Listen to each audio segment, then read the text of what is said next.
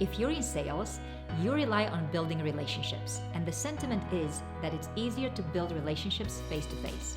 However, there's no denying that virtual meetings save a lot of time and costs. So lately, salespeople have split the difference by adopting a hybrid presentation model where they pitch to virtual and in-person buyers at the same time. But how effective is this hybrid modality? To answer this question, I conducted a neuroscience study to observe what happens in buyers' brains when they're exposed to a sales pitch delivered in a hybrid format and compared this to Zoom, phone, and face-to-face modalities. I connected participants to EEG, ECG, GSR, and eye tracking biosensors, and I divided them into pairs because in the hybrid condition, one participant in the pair watched the presentation in person and the other joined remotely. We found that the virtual presentation group showed positive valence and high arousal, or a rather pleased state, while the phone and face-to-face conditions remained neutral. The hybrid condition, on the other hand, showed a negative valence and high arousal, or an upset state. A term associated with the hybrid method of sharing information is HOT, here or there. Our study showed that participants in the hybrid condition were neither here nor there, meaning that they did not enjoy the experience. After analyzing the EEG signals of the hybrid group further, we found withdrawal tendencies from both buyers in the pair, meaning they were not likely to act on the presentation they were watching. In addition, we calculated a synchronization score, which is important because interbrain synchrony has been associated with shared understanding and better collaboration and cooperation, which are desirable dimensions of persuasive content.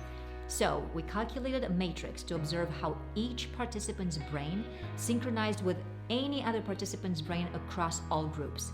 This matrix enabled us to analyze conditions that did not take place in real life, such as synchronization between someone attending the presentation face-to-face and someone calling in over the phone.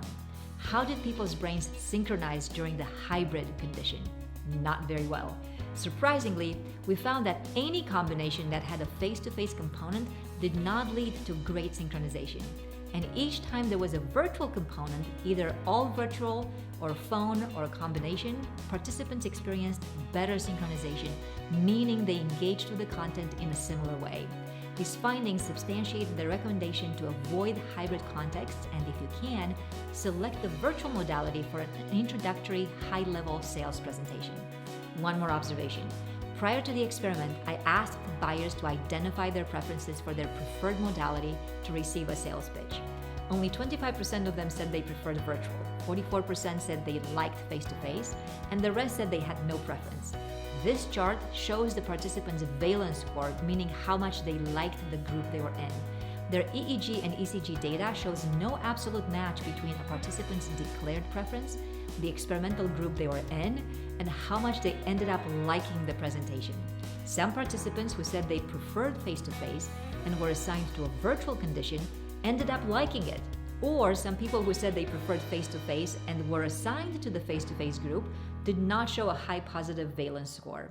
Even though not that many people preferred the virtual medium consciously, the neuroscience tools and tests revealed a subconscious response, reminding us that simply asking people to declare their preferences is not an optimal measure of true preferences.